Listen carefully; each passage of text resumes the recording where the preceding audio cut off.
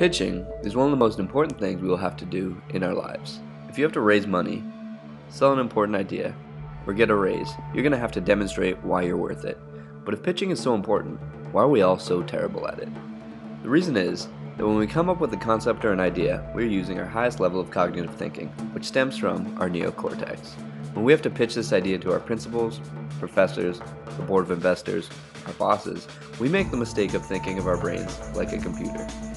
If I make a document up in Word and send it over to you by email, when you open it, you'll also be opening it in Word. It only makes sense that since we came up with our idea using our neocortex, the high reasoning, logical center of our brains, then the person receiving the message will pick it up in their neocortex, right? Wrong. There's actually three parts to our brain: the neocortex, the midbrain, and the crocodile brain. The neocortex is where all of our logic, reasoning, and artistic expression comes from. The middle brain is where we dissect social situations and their meaning.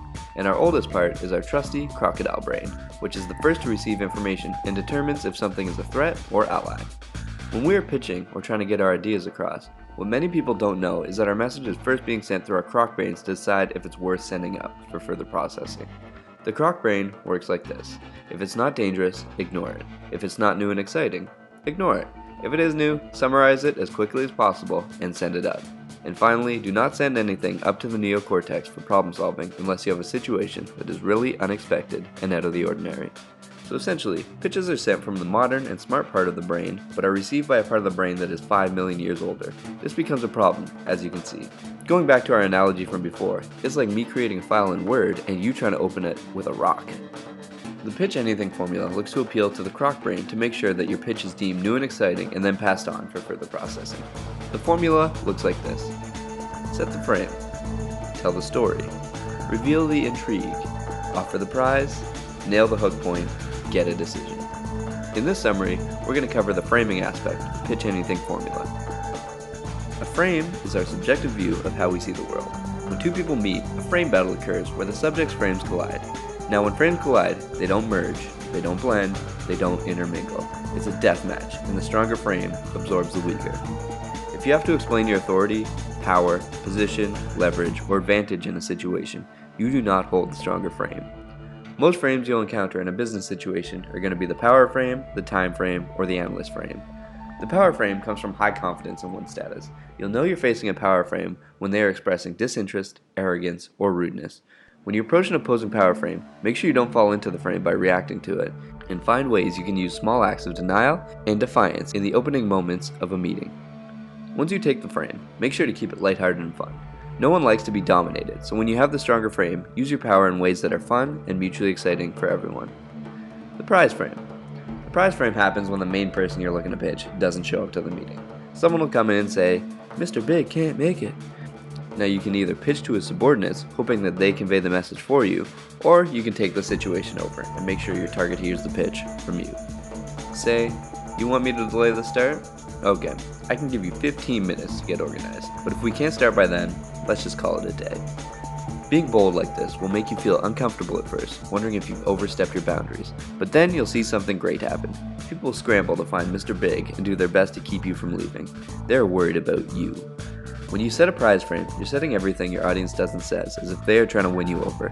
You're not just the next pitch of the day. You're not just another schmuck they have to put up with. They're trying to win your attention. You are the prize, not them. You can find 1,000 buyers like them, but there's only one of you. This will make you not have to close as hard and not have to approach the situation from a subordinate position. The time frame. Frames involving time tend to occur later in the social exchange. When you see attention begin to wane, start wrapping up. Running long or beyond the point of attention shows weakness, neediness, and desperation. Say, "Hey, looks like time's up. I've got to wrap this up and get to my next meeting." If they're interested in you, they'll agree to a follow-up. The goal is to set your frame as your time is important, and the subject will give you your focused attention instead of treating your visit like an annoyance. Disrupting the analyst frame. When you have a pitch, people are going to want to drill down on numbers. This can freeze a pitch in its tracks because they are acting through cold cognition, which are processes like analysis and problem solving, instead of hot cognition, which are feelings of desire or excitement. When faced with presenting numbers, say the numbers quickly, but state that these and other facts can be verified later. Right now, the focus is on if we are a good fit and should we be doing business together. This is what I came to work on. This tells your audience that A, you're trying to decide if they are right for you, B, if we decide to work together, the numbers will back up what I'm telling you, so let's not worry about that, and C, I care about who I work with. Remember that in any specific interaction, there are frames colliding. Everyone holds a frame, whether they realize it or not. In order to be successful in pitches, you need to be able to have the stronger frame and absorb other people's, so that you can govern a social interaction. This is just part 1 of the Pitch Anything formula. In the next installments, we will cover telling intriguing stories, revealing prizes, nailing hook points, and getting decisions to land you some deals.